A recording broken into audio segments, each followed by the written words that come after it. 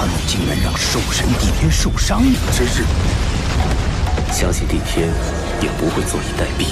Началась самая ожесточенная битва между Дитянем и старейшиной Сюаном, а также произошел прорыв Хуэйхао к уровню титулованного, и он получил новый облик. Да, это очень интересно.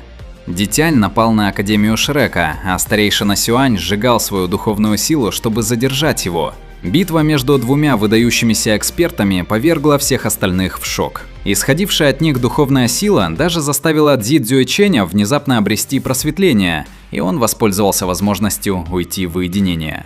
Старейшины Академии Шрека были обеспокоены, но не могли вмешаться в битву. Увидев облик Серебряного Короля Драконов Гу Юэны, дух старейшины Сюаня почувствовал непреодолимое желание преклонить колени. Гу Юэна одолжила свою силу Дитяню, помогая ему обрести беловолосый облик. Серебряный Король Драконов олицетворял доброжелательную сторону бога драконов и являлся вторым правителем всех духовных зверей, обладая огромной силой. Почувствовав эту ауру, даже Таотя, старейшины Сюаня, ощутил тревогу и захотел преклонить колени. Дитянь, конечно же, не собирался его убивать, он лишь ослабил боевой дух Таотя. И в этот момент Хуэйхао успешно прорвался и оказался над Академией Шрека. Достигнув уровня титулованного, Хуэйхао также получил новый дизайн. Его титул – Ледяной Дух, а новый наряд стал более элегантным. А далее мы рассмотрим одну из самых эпичных и самых жестоких сцен за все время. Знаменитое испытание Хуэйхао – 10 поединков подряд, в которых он в одиночку сразится с 10 сильнейшими бойцами Империи Солнца и Луны. Незадолго до начала испытания Хуэйхао публично бросил вызов Империи Солнца и Луны, объявив, что в одиночку сразится с 10 сильнейшими титулованными. Его голос разнесся по всему военному лагерю, однако многочисленные духовные инструменты так и не смогли определить его местоположение. Цзюйцзин сразу заподозрила, что именно Хуэйхао стоял за недавним уничтожением 2 легионов. Между ними состоялся разговор, в котором Хуэйхао заявил, что больше не имеет отношения к Академии Шрек и отныне станет постоянной угрозой для Империи Солнца и Луны. Он предупредил, что будет охотиться на ее генералов и инженеров духовных инструментов. Затем Цзюйцзи предложила ему перейти на сторону Империи, но Хуэйхао лишь высмеял ее предложение и намеренно спровоцировал противника.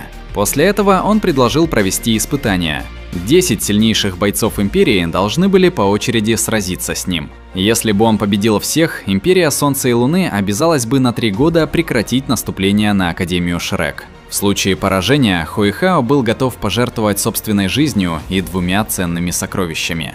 Чтобы подтвердить серьезность своих намерений, он призвал короля ледяных медведей Сяобая и продемонстрировал кинжал «Утренняя роса». Это сразу привлекло внимание главы Святой Духовной Церкви Джун Ли Ву, который согласился принять вызов.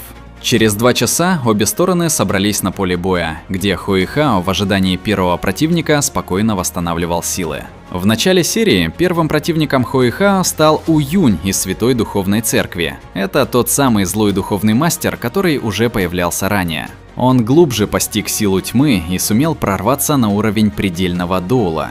По его сигналу все небо затянули черные тучи, окутывавшие Хуэйхао. Однако тот оставался совершенно спокойным. Давление этой силы лишь слегка напоминало ему Дитяня. Затем Хуэйхао произнес всего 2 слова – «Духовный взрыв».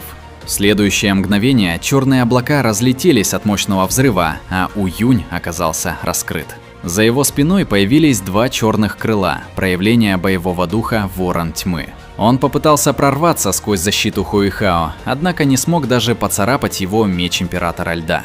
Использовав сияние клинка как опору, Хуэйхао мгновенно оказался прямо перед противником. У Юнь активировал духовный навык затемнения, уменьшающий до 70% физического и духовного урона. Но Хуэйхао не дал ему ни единого шанса. Он использовал глаз судьбы и произнес «Взорвись». Заранее внедренная духовная атака мгновенно сработала, разрывая духовную силу У Юня изнутри. Его душа покинула тело, после чего Хуэйхао нанес еще один духовный удар и полностью разрушил ее.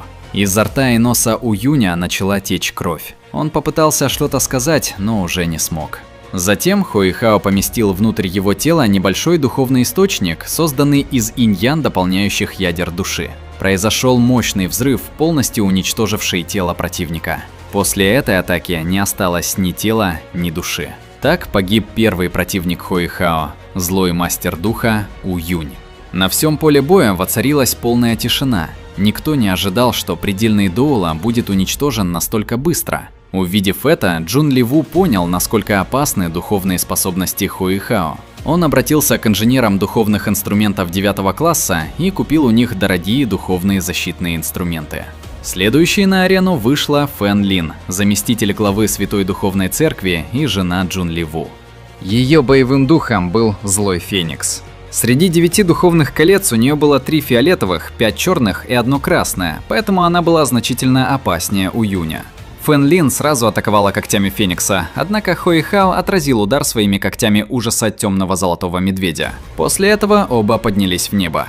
Хуэйхао создал область Танец снега абсолютного льда, полностью отрезав Фэн Лин от ее злой энергии. В ответ она использовала свое сильнейшее 9-е духовное умение, Сын Злого Феникса, позволяющее пожирать боевые духи противников.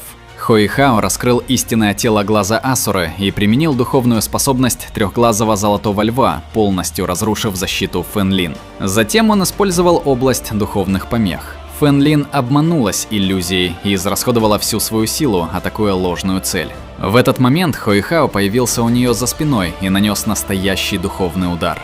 Фэн Лин мгновенно потеряла сознание и упала на землю. Так Хуэйхао без особых усилий одержал вторую победу. Однако вместо того, чтобы убить ее, он взял Фэн Лин в плен и предложил Джун Ли Ву сделку. Если тот приведет святую деву Феникса Ма Сяо Тао, Хуэйхао отпустит Фэн Лин. Джун Ли Ву сначала отказался, ведь Ма Сяо Тао имела для него огромное значение. Но Хуэйхао создал темный золотой клинок и поднес его к горлу Фэн Лин. Понимая, что выбора нет, Джун Ли Ву вызвал Ма Сяо Тао.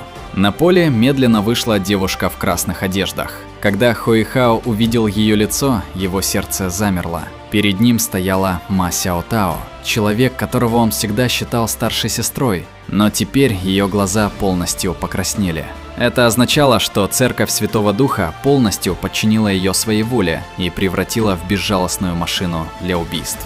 Эта битва стала для Хуэйхао не только проверкой его новой силы, но и столкновением с тяжелым прошлым. Встреча с Ма Сяо Тао показала, что даже самые близкие люди могут стать врагами, однако он не отказался от намерения спасти ее. А впереди его ждали новые, еще более опасные противники, поэтому исход испытания 10 поединков оставался неизвестным. Продолжение рассмотрим в будущих видео. Также просьба поддержать сбор на ролики по таким дунхуа, как Боевой континент 2 и Противостояние Святого. Спасибо за просмотр и всем пока.